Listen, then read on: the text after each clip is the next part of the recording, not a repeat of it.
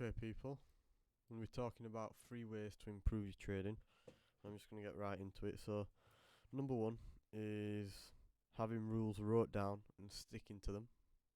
Okay, so I'm going to read my rules out right now, and we're just going to, look at Bitcoin while we're looking at this. So, I have my rules wrote down right now, and I want to read them out.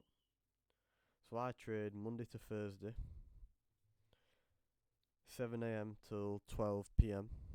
and I stop when I've grabbed my 50 pips from the free pushes out of the Asian box, and I watch the trade till 12 p.m. and if it hasn't hit my 50 pips till 12 p.m,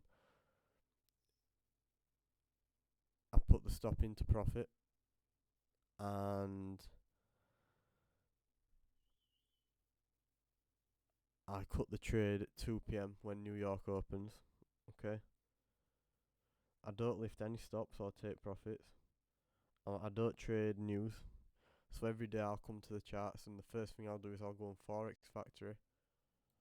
Yeah, I'll type in Forex Factory. I'll go onto my calendar, and let's say it's Tuesday. Oh no, that's a shit example. Well, next week looks quite boring. Let's say it's Friday, and I'm trading Euro CAD, and it's 1 p.m. I'm up 30 pips, and news is about to come out at 1:30 p.m. At 1:25, whatever that trade's at, I'll cut it. I'm not in a news trade, yeah. I use 1% risk on each trade, so I use 1% of my account on each trade. Yeah. I use a lot calculator salaries. Baby pips. Yeah. Whatever currency I'm trading, boom. Account balance, risk, 1. Stop loss, put it in. Yeah. Put the bid price in, it'll tell you what you need to use for 1% risk. Yeah. Now, if I'm in a... What are you doing? Right, so right now... Well, GJ is not a good example. GU. So right now, GU is looking for a peak formation and to rise. I will only do 3 pushes below the Asian box on the way up. So, if on the way down you get 3 pushes below the Asian box, meaning it's going to do 50 pips up, I'm not taking that. I trade in the way of the cycle. Yeah? If you get that. So, right here, this is 3 pushes out. Yeah? And... What is that? 3 pushes out the Asian box? No, that's only 2 pushes. So here, you have 3 pushes out. 1, 2, 3 vector. You get in there. Now, I wouldn't take that because it's in a down cycle. The price is looking to go down. Yeah? Now, here's a different example. You got 1, 2, 3 pushes out. Price is looking to go up. So I take that. If price were here and did 3 pushes out, and it looked like it wanted to go up because it's in level 2 to end of level 2 or to level 3, I would not short that. I don't care how nice it looks. Right? So that's just a part of my rules. Now my next rules is my actual rules. So I'll get into them. I have them wrote down. I'm just flicking through a few papers. Right. So I'm looking for 3 pushes out of the Asian box. I'm looking for a hammer for an entry. So 1, 2, 3. I'm looking for a hammer. I'm either looking for train tracks, an evening star or a morning star, Mayo pins, blueberry pins, or blue tracer pins. Variation on the theme. I don't have to have it, but it'd be nice to have a shark fin on the TDI. And it's also nice for it to drop either 25 to 50 pips below the Asian range. Normally 25, because that's the average stop punt. In retail trader books, it's a 20. It says, "Oh, put your stop loss 25 pips below your fucking entry." You know what I mean? They're out to get you. Then my stop loss is wherever I enter. Whatever below the daily low is. So say I get in there, the daily low's there. I do 7 pips plus spread. So 7 pips and spread on this is 1. So I'd probably do 9. I always have a pip for safety, so I'd have a 9 pip stop loss. Yeah? Once I'm up 25 pips, I put my stop loss into break even. Yeah? Because I'm not having a good trade turn into a sour trade. 'Cause even if it goes back to my break even, then comes back up, there'll be another trade tomorrow that doesn't take as long, that isn't as slow, and that isn't as hard to sit through. If you see it go 25 pips in profit, then go back down to minus. You know what I mean? So that's one of my rules. At 25 pips, break even.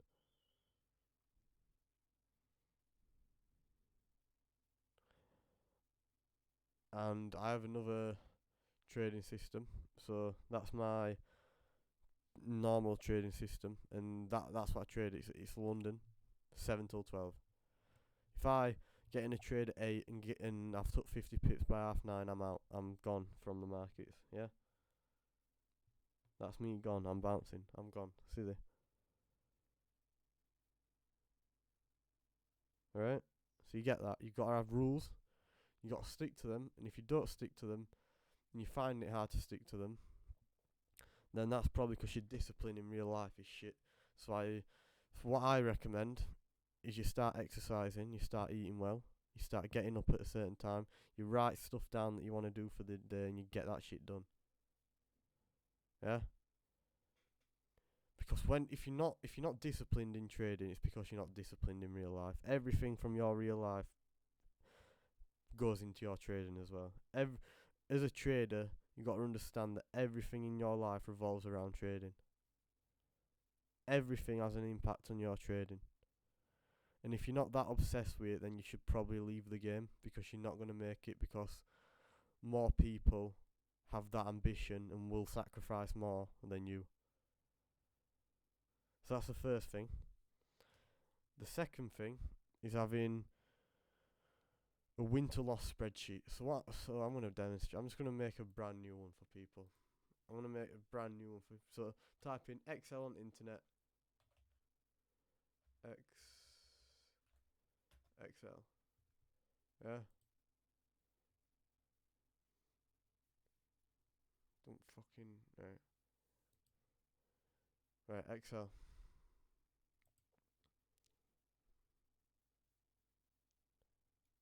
Right. What I want you to do is this. I'm just going to do a quick one. Yeah. Let's say you have a 1k account. Yeah.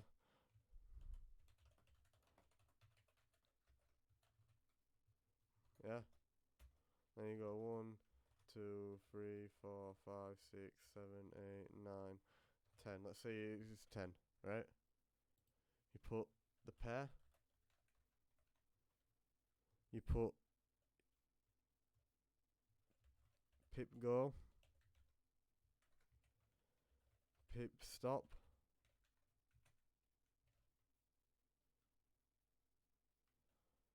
your risk amount, how much money you risked. These are similar, pip stop and risk, but you like to visualize it, if you get me. Yeah. How many lots you used. Win, loss, break even.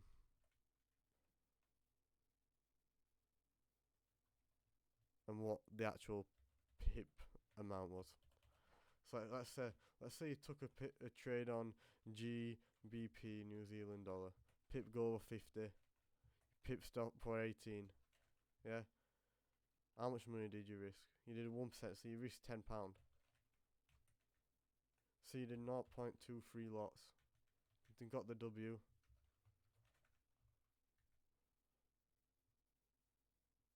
And you got the 50 pips.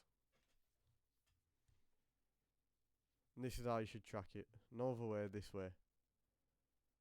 And then you put your account on after.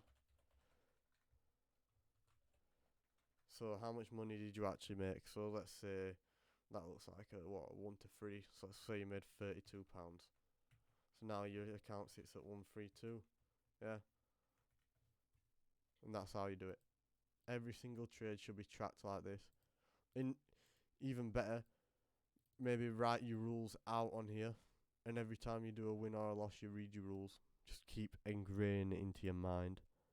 Like, oh, I don't need to. I know my rules. Shut up. No, you shut up. Write your rules down, stick to them, read them every day. Right? There's no excuse. You're just trying to sabotage yourself if you don't do that shit, right? Do it. Right? So one is having rules, write them down and sticking to them. And if you can't stick to them, or you make an excuse to do it, just do it and build some discipline in real life. It's really not hard. There's no secret to it. It's not hard. Just do it. You have a win to loss spreadsheet, and the last one is every time you go in a trade, what is the market maker trying to get retail traders to think? So I have an example on GBP to CHF. Here we are.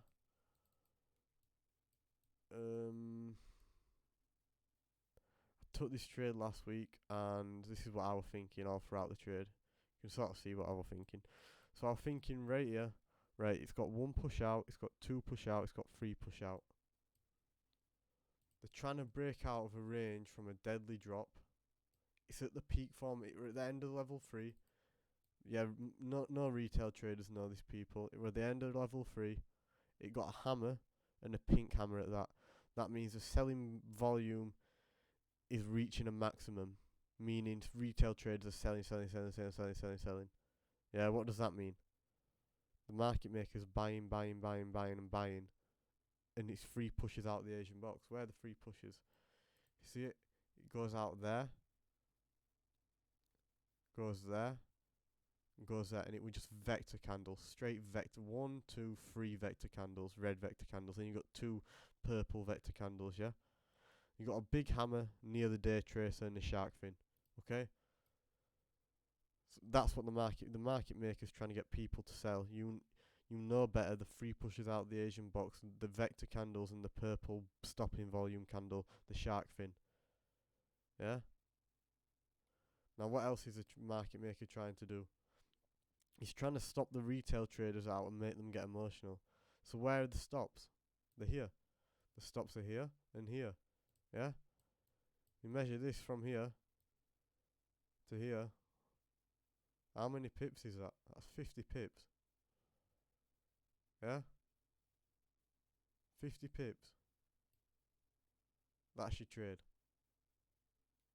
What is the market maker trying to get retail traders to think? He's trying to get retail traders to think that we're coming from a big downtrend. They don't know the cycle. They're not aware of level 1, 2 and 3 retail traders.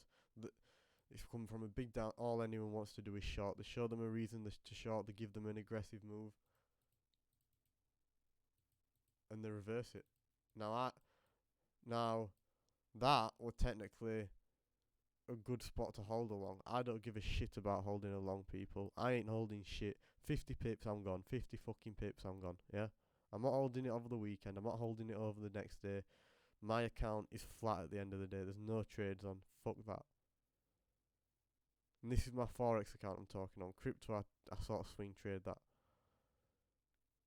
Right? That's where the liquidity was. That's where they wanted to come. That's where they wanted to stop people out. Notice how they did an aggressive move down as soon as they hit the stops. They wanted to get the retail traders to commit to the short side again. They kept pushing it down 3 times. Boom, gone. Yeah? And even if they did catch along, the stop would be there and they'd be stopped out again. I'll give you another example. This is right. So yesterday, I got in a short here because of a structure, and I was thinking, right, what does the market maker want people to think?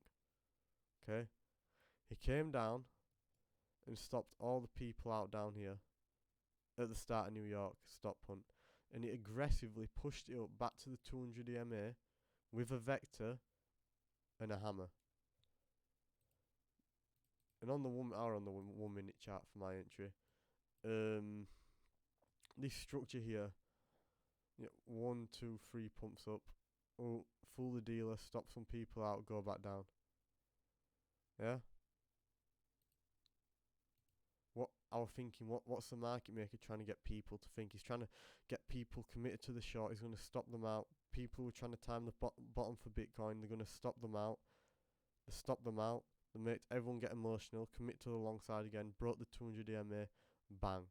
M on the 1 minute, game over. That's about it. The market maker were trying to get people commit to the long side again when he stopped them out. When you see the stop punt area, they'll more than likely come to it and bounce straight back away aggressively to try get people emotional and then come back down. So like today, I'm expecting Bitcoin to come here. Yeah? Maybe here.